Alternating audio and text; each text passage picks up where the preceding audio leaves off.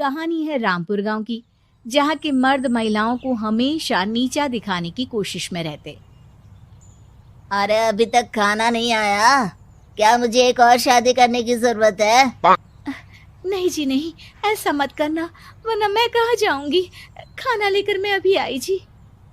गांव की पंचायत में भी फैसले हमेशा औरतों के खिलाफ ही रहते। मैं जो फैसला सुनाता हूँ वो भगवान की आज्ञा होती है। इस लड़के ने अपने मन से शादी करके अच्छा नहीं किया। लड़के को घर भेज दो और इसकी शादी इसकी जाति की किसी लड़के से करवा दो, लेकिन ये लड़की, इसे तो गांव के बाहर निकाल दो। नहीं नहीं जमींदार साहब, ये क्या बोल रहे हैं? ऐसा नहीं हो सकता। मेरी बेटी मासूम है, इसे अच्छे बुरे की समझ नहीं है। अरे कहाँ जाएगी ये बेचारी? कहाँ जाएगी? इतनी चिंता है तो पूरे परिवार का गांव निकाला कर देते हैं। बेचारे पूरे बसे बसाए परिवार को गांव छोड़ना पड़ता है। चाहे जो हो, अगर बेटियों को कंट्रोल नहीं कर सकते तो गांव में रहने का कोई मतलब नहीं है। यहाँ औरतों को दब कर रहना होगा। कोई भी अपने हिसाब से कुछ नहीं कर सकता, सब ईश्वर की मर्जी से ही होगा। तभी गांव का एक आदमी दौड़ा दौड़ा आता है। सरपंच साहब, जमींदार साहब, वो कालिया है ना, उसकी बेटी पढ़ने के लिए शहर जा रही है। अच्छा, ये कब हो गया? और कालिया की हिम्मत कैसे हो गई ऐसा करने की? लेकर आओ उसे और उसकी बेटी को। बस फिर क्या था, हाजिर हो जाते हैं कालिया और उसकी बेटी सरपंच के सामने। अरे कालिया, ये क्या सुनने में आ रहा है? बेटी को इंजीनियर बना रहा है तू?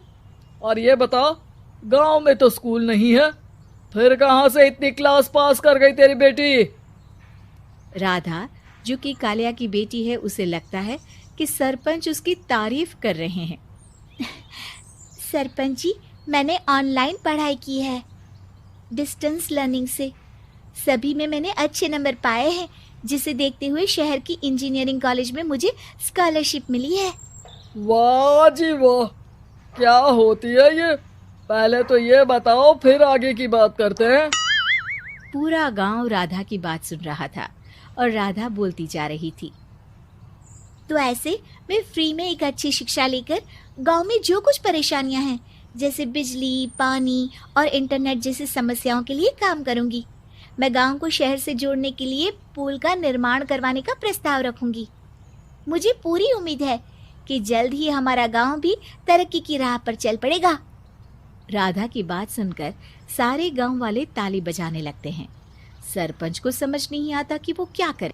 चुप रह नादान लड़की, गांव के खिलाफ जाने के लिए तुझे गांव से बेदखल कर दिया जाएगा, वो भी पूरे परिवार के साथ। और हाँ, अगर ठीक से गांव में रहना चाहती है तो ये पढ़ाई लिखाई छोड़ दे। हम तेरे लिए गांव का कोई होनहार लड़का देखेंगे। तभी गांव का एक आदमी बोल पड़ता है। अरे नहीं नहीं सरपंच जी, राधा बिटिया जो बता रही है, अगर वैसा हो जाए तो हम लोगों को पैसा कमाने के लिए बाहर नहीं जाना पड़ेगा। हाँ जी, और ना ही कोसों दूर पानी के लिए भटकना पड़ेगा। हमारे बच्चे भी अच्छी पढ़ाई कर सकेंगे और आगे बढ़ेंगे, ना कि हमारी तरह खेती करते बैठेंगे। क्यों गांव वालों, राधा बिटिया का साथ देना चाहिए ना। सरपंच देखता है कि गांव राधा के साथ है तो वो चुप हो जाता है। वो घर आकर अपने सलाहकार से बात करता है, जो बहुत ही चालाक किस्म का इंसान होता है। अरे सरपंच साहब, आपको बहुत ही होशियारी से काम लेना पड़ेगा। एक बार गांव तरक्की कर गया, यहाँ के बालक पढ़ लिए तो कोई ना पूछेगा आपको। और फिर ये जो बेटा और बेटी है ना आपके, इनको भी आम लोगों की तरह ही जीवन जीना होगा। हाँ, लेकिन करे तो क्या करे? वो ना आप मुझ पर छोड़ दीजिए, बस मैं जैसा बोलूं करते जाइए।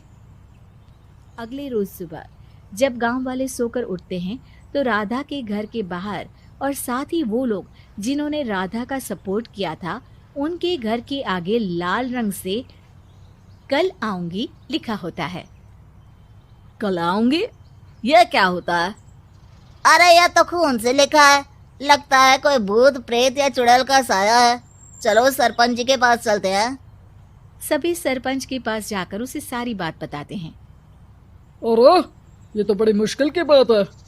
चलो मैं एक बाबा को जानता हूँ, उन्हें बुला लेता हूँ। सरपंच बाबा को लेकर गांव के घर के बाहर जाता है। ओहो, तो ये वो चुड़ैल है जो उन लोगों को निशाना बनाते हैं जो गांव को बदलने का सपना देखते हैं। वो गांव को ऐसे ही संपन्न देखना चाहती है, वो नहीं चाहती कि कोई बाहरी यहाँ का कायाकल्प करे। क्या तुम लोगों में से किसी ने गांव को बदलने की सोच रखी है? तभी राधा की माँ रोते रोते आती है।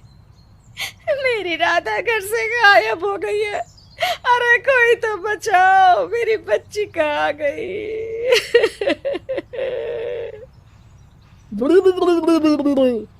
ले गई वो चुड़ैल, तेरी बच्ची को ले गई। अब वो उसे श्रापित करके छोड़ेगी, उस पर चुड़ैल का साया हो जाएगा। तभी बुरी सी हालत में राधा भी वहां आ जाती है। उसके बाल चुड़ैल की तरह फैले होते हैं और कपड़ों में खून लगा होता है। सभी राधा को देखकर डर जाते हैं। माँ, पता नहीं मुझे कौन उठा कर ले गया था। अरे दूर दूर हो जा चुड़ैल, अब हम लोग इस गांव में नहीं रुकेंगे। अरे कैसे बातें कर रहे हैं आप? कल तो आप मेरे भरोसे गांव का हुलिया बदलने, अपने बच्चों को पढ़ाने और तरक्की उन्नति की बात कर रहे थे, तो आज क्या हो गया आपको? ये फिर तुम लोगों को बहकाएगी। ये चुड़ैल गांव में आ चुकी है, ऐसे ही ये तुम्हारे घर के बच्चों को भी ले जाएगी। गांव वाले राधा को गांव से बाहर निकाल देते हैं। उसके माँ बाप रोते रहते हैं, लेकिन गांव वाले नहीं मानते। मैं भी अपनी बहन के साथ गांव के बाहर रहूंगा, लेकिन वो पढ़ाई नहीं छोड़ेगी। वहीं सरपंच के घर पर सलाहकार कहता है। देखा, सांप भी मर गया और लाठी भी नहीं टूटी। लेकिन अगले ही दिन सरपंच के घर के बाहर भी वही शब्द लिखे होते हैं। और फिर सरपंच की बीवी कहती है, हमारी बेटी को किसी ने अगवा कर लिया है। तभी राधा का भाई वहां आ जाता है। अरे गांव वालों, मैंने सरपंच जी की बेटी को देखा था, वो चुड़ैल उसे उठाकर ले जा रही थी। अरे क्या मजाक कर रहे हो? नहीं नहीं सरपंच जी, आप नहीं जानते, वो चुड़ैल अब आपकी बेटी में आ जाएगी, जैसे राधा के अंदर आ गई थी। तभी सरपंच की बेटी वैसी ही हालत में वहां आती है जैसे राधा आई थी। पापा, पता नहीं कैसे मैं गायब हो गई थी। चुड़ैल, इसके अंदर भी चुड़ैल का साया है, मारो इसे।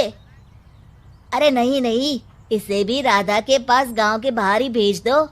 अरे चुप रहो, मेरी बेटी कहीं नहीं जाएगी और चुड़ैल वुड़ैल कुछ नहीं होता है। अरे कैसे बात कर रहे हो सरपंच जी?